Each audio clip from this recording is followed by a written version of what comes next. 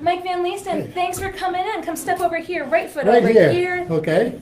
This is the Navigant Credit Union Broadcast Center. What do you think? This is incredible. You know, It's incredible. we're right on the street. You can see everything go on, see the yellow jackets go by, Yep. see the big trucks go by. People come by, they wave at people in the studio. It's great. It is. It's real. It's real. It is real. It's real. And we bring people in. Feet on ground and eyes to the sky. Exactly. Head I to can the see the sky. top of the Superman building. We'll have to show folks someday. We can see it right up there. Oh my God. What do you think's going to happen with that? What do you think the best plan is? I don't know. It's such an icon. It's such a symbol. But symbols come and go. And if it doesn't make any financial sense, it's going to have to come down. And as much as I love architecture and icons and what stands for the past, in fact, I was on the board of directors there for 19 years and spent a lot of time. I had an office in there. Did you? And I've got tremendous feelings about that building and what it means to the city of Providence. I mean, it was the place, the central economic engine for the city. And pulling it out, new days, new ways, change. Wow, yeah. Well, we'll see. They keep talking about potential and they do tours and Yep. we're looking to see what the new owners are looking to do with it. Yep. But as there have been some folks who say, very looking at the, ask of the city and the state and what that means and what the city and state could possibly afford. Yeah. Unless some major, technology group comes in out of the sky and just says they want to have an iconic kind of a presence in a northeast city in a great little place like this and take it and run with it because they're loaded with cash. You never know. You heard it here from Mike. If you're looking, we've got a great building for you. But the reason why I brought you in today, because you had just written a piece for Go Local. Yes. The Unleashing Opportunity Yes. pertaining to the governor's proposal for free college tuition for Rhode Islanders for 2 years. Correct. So talk to me about that. When you heard that she was putting that forward, what went through your head about how this could impact all Rhode Islanders? Well, I've been in the vineyards for a while, working with people who have minimal income, and always trying to find ways in which living wages and also careers, and recognizing full well that college education and the course prohibit many from doing it, if not financially, psychologically.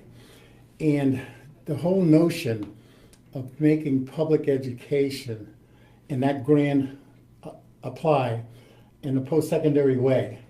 Similarly, the way the GI Bill was a major investment, a lot of people say, oh, that was terrible, and that investment was incredibly, resulted in great results for all of us. Mm-hmm. I believe that this has that kind of stimuli, if managed properly.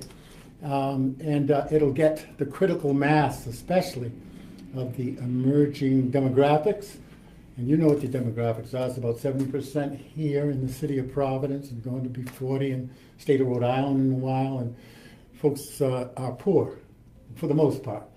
And the way you get out of poverty, the best way you do it is through education. And so people can criticize it all they want, but I look at it in a larger view that this is a dramatic, different, game-changer kind of an event that could stimulate a lot of activity and interest in promoting the talent that exists amongst this demographic to pursue higher education. So it gets to be more than just, oh, it's a free college, It's a dynamic.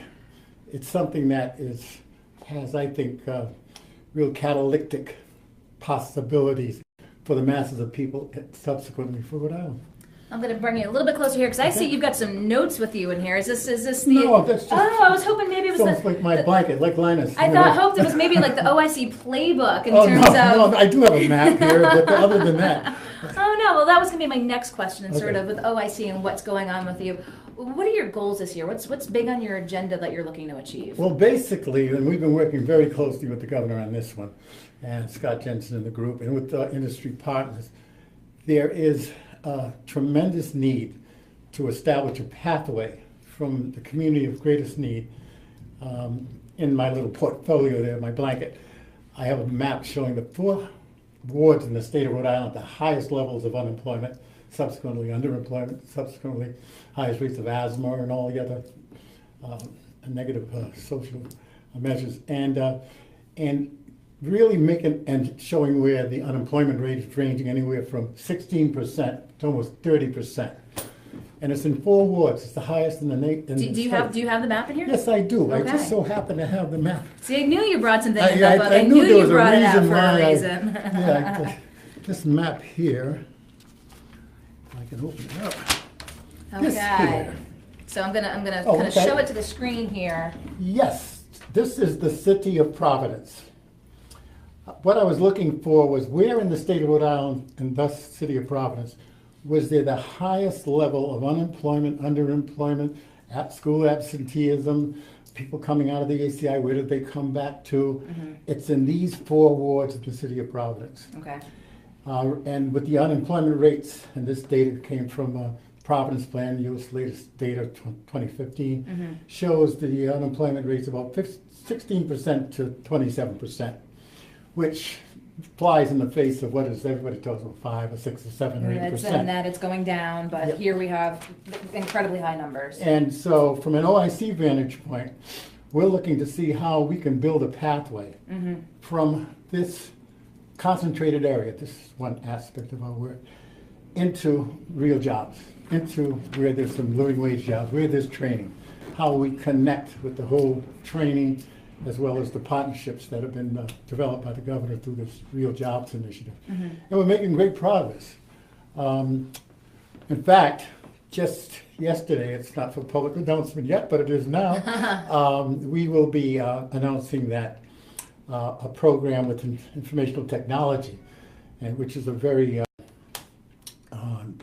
it's a hard driving, you know, you got to get up early and stay late, and it's and so we're not only just talking about entry level kinds of unprofessional positions, but we're talking about a pathway into the new economy. As you know, I was on the I-195 Commission, and I see the next 10 years some explosions in terms of what's happening, hopefully.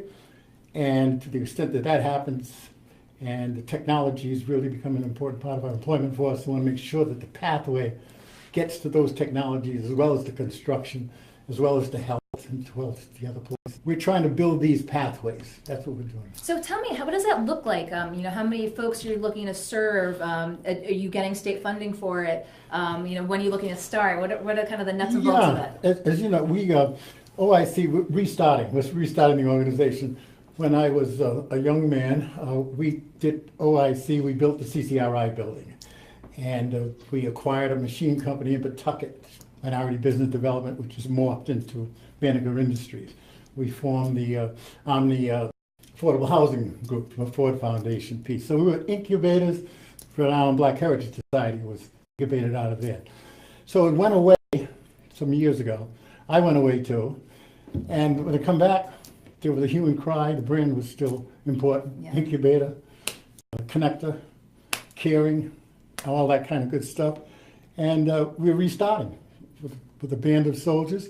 And we see over the next few years really becoming an important part of the fabric of connecting the demographics that are growing into the bigger strategic economic development activities. And this information technology piece that you're saying you're just announcing. So so we're going to be getting some more information about that. That'll be coming forward. That'll be coming forward. And there'll be some other things too that we'll be announcing very shortly. But as you know, and just in the development of Go Local, an inch is a cinch, a mile is a while. An inch is a cinch, a mile is a while. Truer words were never spoken, Mike. I will tell you that. So basically, you know, we've been on a development track now for a little over 6 years. Hopefully by the end of this year, we'll have the traction to take it off into the wild blue yonder. So, talk to us about the business model with OIC. You know, state funding, federal funding. I mean, how do you put it all together? Basically, it's a combination of things, and primarily, presently, the state of Rhode Island is really is our big supporter, primary partner. And then we have other corporate sponsors like Bank of America and Amica, and certain Rhode Island Foundation, some of the typicals that fund these things. But it's primarily the state right now. Okay.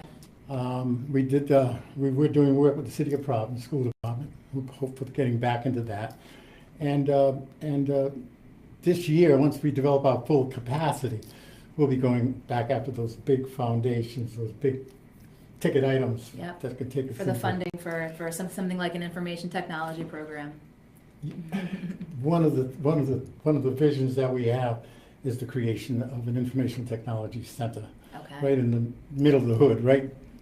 That'll really stimulate and connect with a lot of initiatives, a lot of good initiatives that are going on, and we want to be a part of this growing group of community activists and people that care about their kids and about the future, and sensitive about the demographics, and a business knowledgeable. So we're just, I'm excited about it, our board is excited about it, and it's a lot of hard work, like putting this together was a lot of work. Putting this together was a lot of hard work, but I'll tell you, it was, for this opportunities like this for here in the city with local media, being able to tell these stories and have folks come in and really explain what it is that they're doing, things that they're looking to announce, things that we can expect.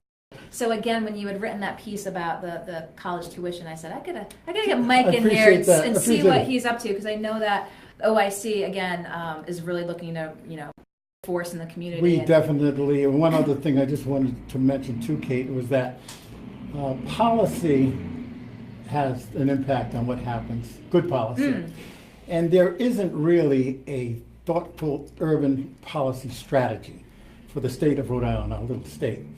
So we've created the OIC Urban Policy Institute, and we're having discussions with Brown University, with Rhode Island College, and to see how we can join all of those resources, as well as the state of Rhode Island and the city of Providence. Oh, fantastic. And how we get all of those players, we're not there yet, but how we get all those players together to focus on the establishment of an urban policy for our state, because as the city goes, as you well know. As the city goes, so goes the state. So goes the state. So goes the state.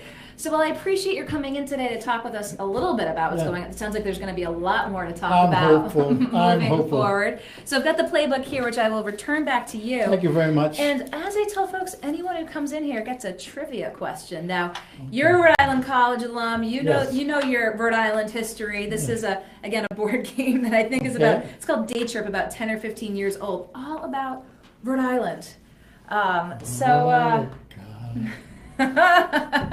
Now coming from the Rick basketball player, oh, this is too easy. URI Rams, PC Friars, name the Brown University mascot. Oh, who Bear. the Bears. Which incidentally, my grandmother from Pembroke in 1909.